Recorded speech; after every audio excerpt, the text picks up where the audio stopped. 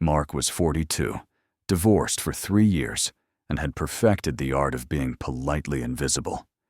He worked from home as a tax consultant, lived in a quiet suburb outside Seattle, and every morning at 8:17 sharp, he walked to the same independent coffee shop, beaned there, ordered a large dark roast from whoever was behind the counter, and sat at the same corner table that had an outlet and a view of the parking lot. One rainy Tuesday in November, the new barista was a woman about his age, with silver-streaked dark hair pulled into a messy bun. Her name tag read, Lena.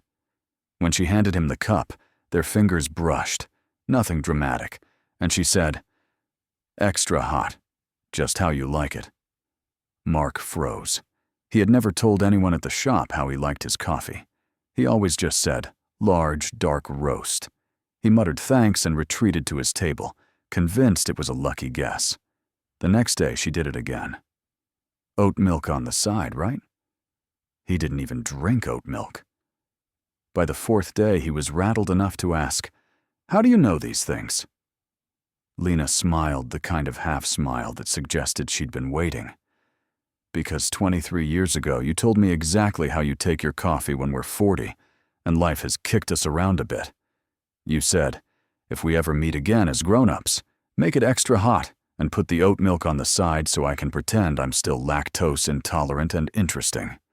Mark laughed, because it sounded exactly like the stupid joke he would have made at 19. Then he stopped laughing. "We've met before.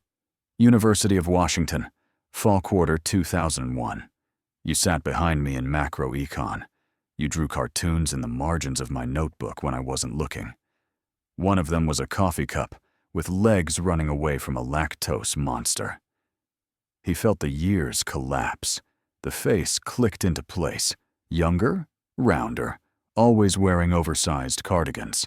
They had been friends for 1 semester, intense in the way only 20-year-olds can be when they think they've invented heartbreak and caffeine. Then she transferred schools after her mom got sick, and he never heard from her again.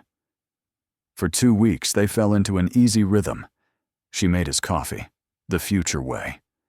He brought her the old notebook he'd found in a box, pages yellowed, her handwriting still there next to his doodles. They talked about failed marriages, teenagers who barely spoke to them, the slow realization that youth had slipped out the back door while they were busy paying mortgages. One Thursday, she was off shift. A college kid made his coffee wrong too sweet, not hot enough. Mark sat there staring at the cup, feeling strangely bereaved. He almost left when Lena appeared in normal clothes, hair down, looking nervous. "I need to tell you something," she said. "I didn't just happen to get hired here. I looked you up last year.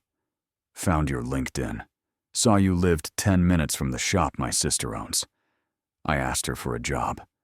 I wanted to see if the person I remembered was still in there."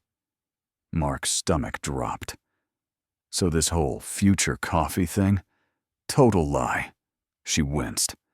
"I stalked your Facebook enough to know your order. I'm sorry. It was a stupid, creepy way to re-enter your life. I just didn't know how else to do it after 20 years.